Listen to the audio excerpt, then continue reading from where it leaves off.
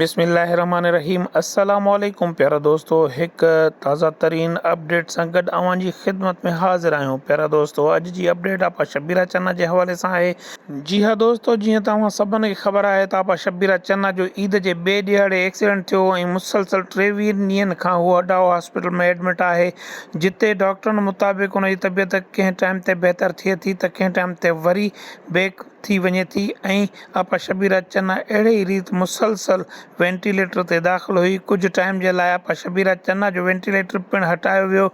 आपा शब्बीरा चन्ना जी तबियत बहितर ॿुधाई वई, पर अॼु जी अपडेट इहा आहे त आपा शब्बीरा चन्ना जी तबियत ॿीहर ख़राब थी वई आहे। संदसि रत जा सफ़ेद जुज़ा ख़तम थी चुका आहिनि। डॉक्टरनि मुताबिक़ रिपोर्ट कराई, जंहिंमें डॉक्टरनि ॿुधायो आहे त आपा शब्बीरा चन्ना खे रत जे सफ़ेद जुज़नि जी सख़्तु ज़रूरत आहे।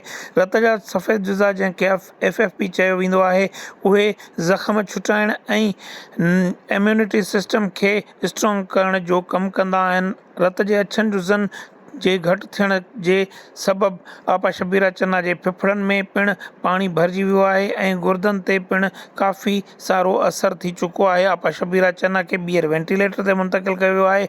आपा शब्बीरा चन्ना जी तबियत इंतिहाई नाज़ुक ॿुधाई वञे थी। आपा शब्बीरा चन्ना खे FFP ब्लड जी ज़रूरत आहे, जंहिं सबबि आलिया चन्ना सभिनी परस्तारनि ऐं सिंध वासियुनि खे अपील कई आहे त हू दुआ घुरनि अम्मा शब्बीरा चन्ना जी सिहतयाबीअ लाइ। ऐं उन खां अलावा आपा शब्बीरा चन्ना जी धीउ आलिया चन्ना इहा बि गुज़ारिश कई आहे त असांखे FFP ब्लड जी सख़्तु ज़रूरत आहे।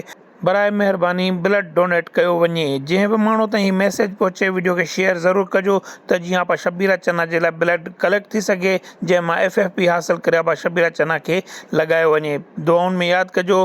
ॿी वीडियो सां वरी मिलंदासीं। अल्लाह हाफ़िज़।